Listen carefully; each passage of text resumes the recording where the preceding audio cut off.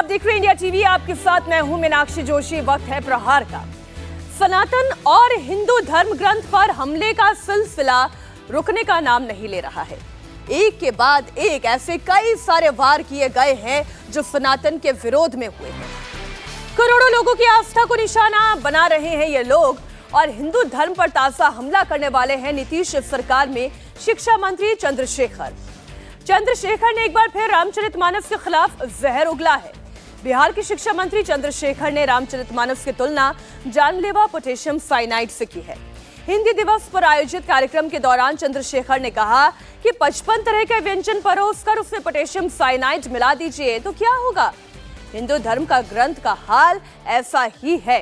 नीतीश सरकार की शिक्षा मंत्री रामचरितमानस के अरण्य कांड की चौपाई पर सवाल उठा रहे हैं।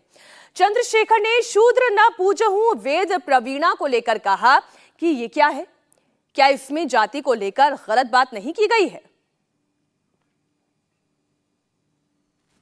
अच्छी बातें भी है, बहुत अच्छी बातें भी है, लेकिन 55 प्रकार का खाना परोसा गया हो, उसमें थोड़ा पोटेशियम साइनाइड डाल दिया गया हो तो आप खाएंगे। इसलिए मेरी आपत्ति वहां है और रहेगी जीवन भर में। जो पोटेशियम साइनाइड टाइप का कुछ चीज है ग्रंथों के अंदर, मैंने कहा तो जिनवा पर 10 करोड़, मोहन भागवत कहा तो फिर पर 10 रुपया को ने रखा। हमको इस बात का अब मोहन भागवत की 2 बार कहे, वीडियो भी जारी हुआ, आप लोग यूट्यूब पर मिल भी जाएगा उनका भाषण में। अगर आपको दिक्कत है तो मैं दे दूंगा। फर्क कहां है?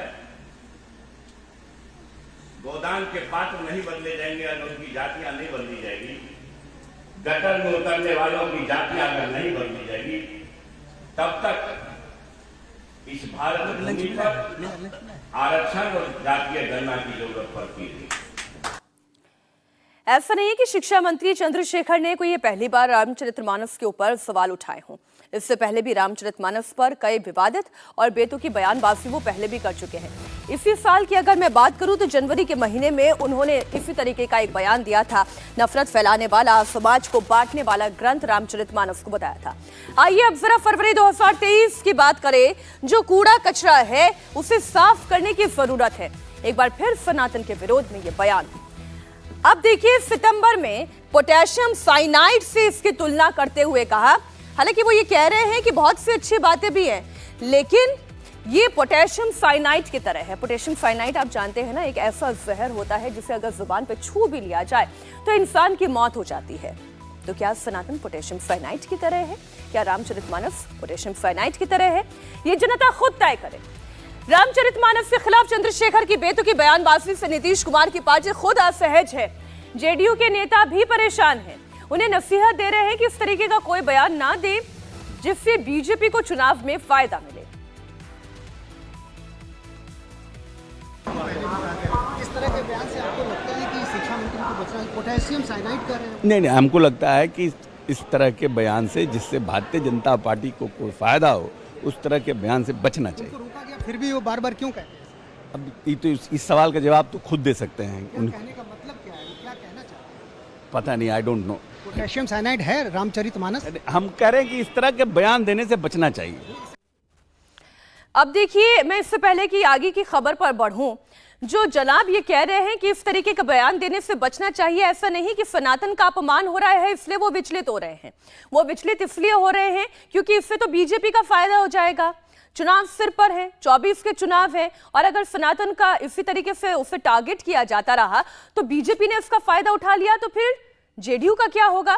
तो चिंता इस बात की है कि राजनीतिक नुकसान नहीं होना चाहिए, बाकी सनातन को कोई कुछ भी बोलता रहे चलेगा। खैर, बिहार के शिक्षा मंत्री सनातन पर अटैक कर रहे हैं, रामचरितमानस के खिलाफ जहर उगल रहे हैं, लेकिन उनका जो अपना काम है यानी कि शिक्षा विभाग है, वो कैसा चल रहा है इसका इन्हें शायद कुछ अता पता ही नहीं है। मैं ये क्यों कह रही हूं, जरा 6 तस्वीरें आप देखें। आजादी के 74 साल के बाद भी बिहार में शिक्षा व्यवस्था का हाल बेहाल है। बच्चे जमीन पर बैठ के पढ़ाई कर रहे हैं। शिक्षा मंत्री चंद्रशेखर यादव को रामचरितमानस याद आ रहा है, वो उसके खिलाफ आग उगल रहे हैं। जनाब, अगर फुर्सत मिल जाए तो फिर इन तस्वीरों को भी देख लें। बिहार की शिक्षा व्यवस्था की बदहाली की तस्वीरें चीख चीख कर पूछ रही हैं कि शिक्षा मंत्री जी, आप हमें सुविधा क्यों नहीं दे रहे हैं। सुशासन बाबू के राज्य में शिक्षा के क्षेत्र में कितना विकास हुआ, ये तस्वीरें खुद बता रही हैं। स्कूल में बैठने की जगह नहीं है, बैठे तो पंखा सिर पर नहीं है, पंखा है तो वो हवा देता नहीं है, हवा दे भी दे तो 140 बच्चे जिस क्लास में बैठे हुए हों, पंखा करेगा क्या, कितनी हवा मिलेगी बच्चों को, और उसमें बच्चे बेहोश हो जाते हैं, बच्चे पढ़ाई नहीं कर पा रहे हैं। चलिए स्कूल पहुंच भी गए, रजिस्ट्रेशन करवा भी लिया, 75% अटेंडेंस दे भी दे तो पढ़े क्या, टीचर्स नहीं है। ये तो हालत है बिहार की शिक्षा की। बिहार के स्कूलों में जिस तरीके की बदहाली है, उसे लेकर अब छात्र और छात्राओं का सब्र का बांध भी टूट रहा है। भागलपुर में क्लास छोड़ छोड़कर छात्राओं को सड़क पर उतरना पड़ रहा है, मजबूर हैं अपनी आवाज उठाने के लिए, क्योंकि शायद शिक्षा मंत्री सुनना नहीं चाहते और देखना भी नहीं चाहते, तो सड़क पर तो उतरना पड़ेगा। भागलपुर के जगदीशपुर बाजार में चल रहे गर्ल्स हायर सेकेंडरी स्कूल के छात्रों ने सड़क पर अपने ही स्कूल के खिलाफ जमकर विरोध प्रदर्शन किया। स्कूल की बदहाली, बद इंतजामी से गुस्साई इन छात्राओं ने 1 घंटे तक भागलपुर दुमका के मुख्य मार्ग को जाम करके रखा, और करना चाहिए। मैं तो कहती हूँ शिक्षा मंत्री के आवास के बाहर धरना दे देना चाहिए। मंत्री जी जरा देखिए, ये आपके विभाग में बदहाली का स्वरूप है, जरा सुनिए आप इन बच्चियों को। कुछ भी नहीं है, यहाँ तक कि मैम लोग भी हम लोग को एकदम पागल के तरह कुत्ते की तरह रख रही है। ना बेंच है, ना टीचर है, ना पानी है, ना पंखा है। किस चीज के लिए हम लोग ऐसे ही हैं? स्कूल क्यों है यहाँ पे? हम लोग स्कूल क्यों आएंगे? हम इसलिए क्योंकि हमारे स्कूल में नहीं पानी की सुविधा है, ना ही बाथरूम है, और सिर्फ 75% अटेंडेंस मांगती है। ऊपर से कि नहीं क्लास में बेंच है, नहीं पंखा और ऊपर से फॉर्म सरकार देती है। कोई भी चीज का फॉर्म भराता है तो स्कूल में सरकार फॉर्म देती है, तो उसको 10 रुपया 20 रुपया किस फॉर्म का हम क्यों दें? आपने सुना, जरा बच्चियों की व्यथा समझिए। स्कूल में पढ़ने के लिए और अटेंडेंस के लिए 6 घंटे स्कूल में बिताने भी पड़ते हैं, और इन 6 घंटों में अगर बच्चे वॉशरूम जाना चाहें तो एक वॉशरूम की सुविधा नहीं है स्कूल में। ये कैसे स्कूल है? भागलपुर में सिर्फ एक स्कूल का यह हाल नहीं है, भयंकर बदइंतजामी के हाल आपको कई स्कूलों में दिख जाएंगे। भागलपुर के एक और स्कूल की तस्वीर आपको दिखाती हूँ। भागलपुर के मोमिन टोला में चल रहे इस स्कूल में केवल 4 कमरे हैं, जिसमें 2-2 स्कूल चलते हैं। हालत यह है कि स्कूल का एक कमरा पहले से ही 5वीं कक्षा तक के छात्रों के लिए फिक्स किया गया है। जब बच्चे कमरे में भर जाते हैं तो बाकी बच्चों को छत की रेलिंग के किनारे बैठाकर पढ़ाया जाता है। क्या शिक्षा जरूरी है? पेड़ की छांव में हो या रेलिंग पर हो, शिक्षा मिलनी चाहिए, लेकिन ऐसे बच्चे सीखेंगे क्या? जरा सुनिए। हमारे यूज में 3 कमरा आता है। एक कमरा में वो टैग विद्यालय चलता है, भवनहीन है, और हम अपना कमरा 3 चलाते हैं। हम 2 शिक्षक हैं बारी बारी से, और एक कमरा में 2 क्लास चलाते हैं, जैसे 3-4 एक कमरा में, 1-2 एक कमरे में 5, यही चलता है। विभाग को बहुत बार लिख के हम लोग दे रहे हैं, देने के बाद अभी भी लिख के दिए हैं, रिपोर्ट जा रही है। अब देखिए विभाग कैसे कितना दिक्कत होता है यहाँ पे बच्चों को? बहुत परेशानी है, दिक्कत है बच्चे को, क्योंकि 5 क्लास है और 3 कमरे में ही चलता है। बैठने के लिए व्यवस्था है यहाँ पे? बैठने की व्यवस्था नहीं है। हम लोग दरी का आया था 5 साल पहले, तो दरी पर बैठाते हैं। इस तरह करते हैं, कुछ बच्चे को देते हैं, कुछ बच्चे को लिखने दे देते हैं कि वो बच्चे कुछ अपना होमवर्क बनाएं, उसके बाद दूसरे बच्चे को पढ़ाते हैं। शोरगुल तो बहुत ज़्यादा होता है, हल्ला बहुत होता है। कितना दिक्कतें होती होगी पढ़ाई करने में? ये तो अभी खुद समझ सकते हैं। ये शबनम जी हैं, खुद बोल रही थी कि कई बार विभाग को लिखा है, लेकिन करे तो करे क्या, विभाग सुनवाई ही नहीं कर रहा है।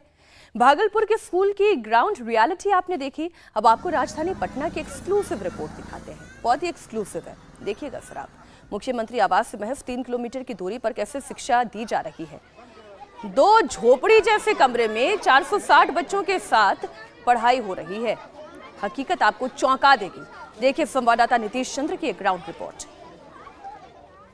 एक स्कूल की तस्वीर देखिए, यहाँ पर बच्चे लड़ाई कर रहे हैं, खुले में बैठे हुए हैं, और टीचर वहाँ दूर बैठी हुई हैं। ज़मीन पर बैठकर बच्चे पढ़ाई करते हैं, क्योंकि बेंच नहीं है। कुछ बेंच है भी तो किसी तरह जुगाड़ करके ईंट के सहारे टूटे बेंच पर बच्चे बैठते हैं। दो जो आपको एस्बेस्टस दिखाई दे रहा है, बस यही दो झोपड़ी है स्कूल के नाम पर। और आपको हैरानी होगी ये जानकर कि इस स्कूल में 400 बच्चे पढ़ते हैं। जिस स्कूल में 400 बच्चे पढ़ते हैं वहाँ की ये स्थिति है। और यहाँ पर इसी तरह बैठकर बच्चे बाहर अपना समय बिताते हैं।